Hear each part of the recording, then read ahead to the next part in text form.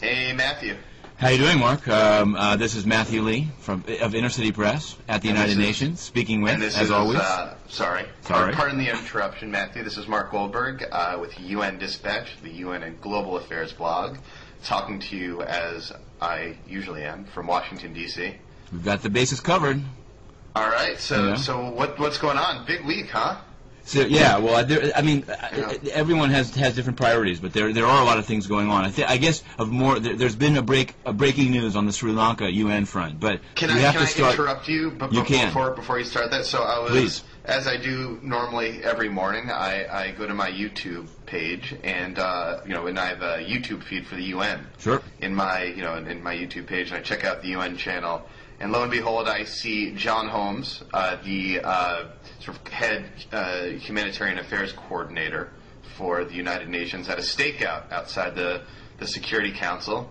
And it's a 3-minute long video clip, but towards the end he takes questions. And whose voice do I hear? But there you go. There you go. Yeah, no, it was quite a scene down there. There was at long last. I mean, we'll go to on other matters, of course. But after, I only say it because we've done, I think, the last 2 episodes that sort of led up to this, in which and sort of there had been a request by a number of countries, the EU members, the Mexico, and then last Friday, a week ago from when we're doing this, the U.S. Finally became public with that it was throwing its support, or making public its support, that there be a Security Council briefing on the carnage in northern Sri Lanka.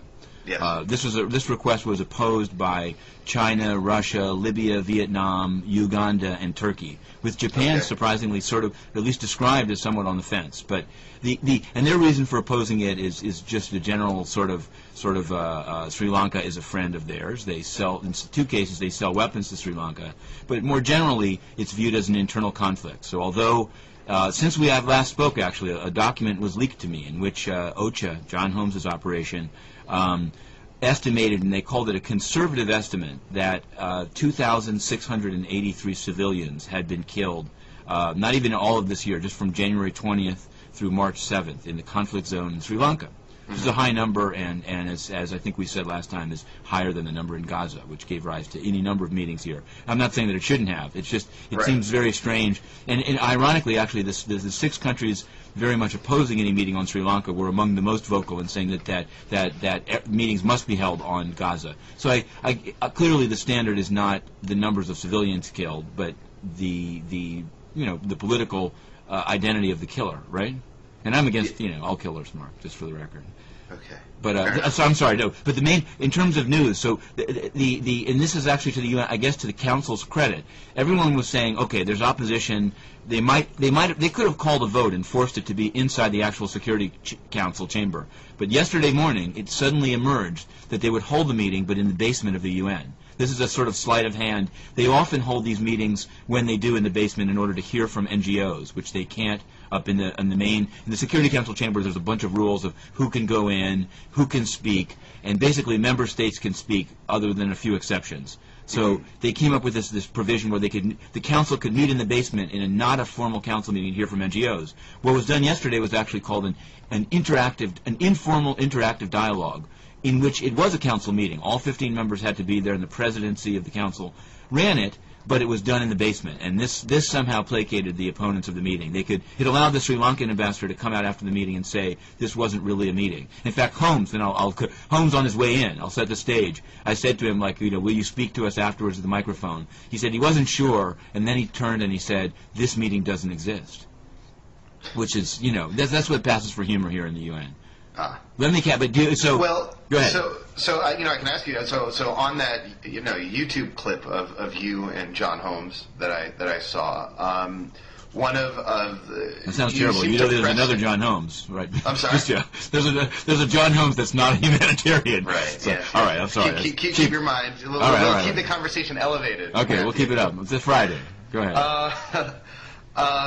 You seem to push him hard on the sort of figures of how many civilians might be trapped in sort of the Vanu region. Yep, definitely. I'm wondering so he responded. He seemed to say that there are 150 to 200,000 civilians trapped, but he didn't really know more of a precise number than that. You're right. No, and thanks a lot. And I also, I really, you seemed like, you weren't on camera, but it seemed a little pesky the way in which you kept. It's been pesky, and I want to. You kept hammering on this point. Sure. I was wondering sort of why you kept hammering. on thanks. Point. It's a very fair question. I do my best not to be pesky, but in this case, I've had to be pesky, and the reason is it's really a sort of during the first part of this conflict, I heard from people in Sri Lanka, actually, that the UN was compiling a number, both of two numbers: how many people had been killed, how many injured, and also how many were still trapped in the zone of conflict. The UN was denying at that time that they were keeping such numbers. Then someone leaked to me the OCHA document that actually has the number, and it's a very specific number: 2,683 civilians killed in the time frame I referenced. When this came out, I ran it. Human Rights Watch has linked to it. It sort of caused something of a stir. And the UN initially said, that's our document, but we didn't feel comfortable releasing it because they're so hard to get access to that area that we can't be positive of the number. That's one thing. But since then, the Sri Lankan government has asked the resident coordinator of the UN in the country, Neil Buell, to essentially disavow the number and admit that the number, can't be verified and is almost basically a Tamil Tiger number, which in Sri Lanka the UN has been willing to let the government say that. Hasn't counteracted it at all. So the reason for the peskiness is that even Holmes himself has taken this strange position where it's his own department's document. And he's saying, but I can't verify the figures, and the document itself says this is a conservative estimate. And by contrast, his office, OCHA, has said repeatedly 300,000 people killed in Darfur. Very round number. I don't want to compare, I don't want to say they shouldn't use that number, but it seems very, very strange to be so shy about this own internal, well-documented, very specific number. And I think it all goes to, in the case of Darfur, the U.S., the U.K., and other major powers want the UN to release a number. And in the case of Sri Lanka, with some exceptions, there's not a lot of pressure for them to release a number, so they don't want to. Mm-hmm. So that's, I want to explain. I'm usually not that pesky with him, but he knew that, and it's sort of, I'm just sort of surprised because I will say he's one of the more, he's at least a UN official that's willing to, explain his position, and he has, I think, here's the one thing I actually wanted, this is maybe something beyond the scope of what happened at the stakeout. I've spoken to I guess almost at the Holmes level, a senior UN official charged with trying to really solve the problem and not just the humanitarian side of it, but not the political side, but, And they this is a phrase I think that will grab you, Mark, and maybe others, is that one of the reasons they've been a little slow to the crisis, but there's a growing worry, this gentleman told me on the 38th floor, that after 6 weeks of back and forth and questions and a few strong statements, but really no change in behavior on the part of the government of Sri Lanka, and the Tamil Tigers, they're acting very badly as well, shooting people in the back. There's no question. But the on both sides, they've called for a cessation of hostilities, which there hasn't been. There's been continued bombing by the government and human shield using by the Tamil Tigers. The fear on the 38th floor is that sometime soon the government will haul off and go for a sort of final offensive on this zone. Mm-hmm. We're trying to knock out the Tamil Tigers. In the course of that, tens of thousands of civilians could be killed. In which case, and this was what I found so striking, the guy said to me, and everyone will blame the UN. Which is not, I'm not saying they only care about it for that reason, but I think they've realized there's enough sort of, and that's why this document is part of the mix, there's enough of a paper trail here.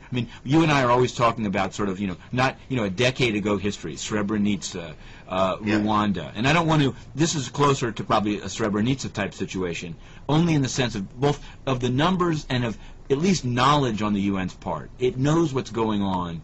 It does a few things, but not much. I want to be honest that it hasn't done what it really can.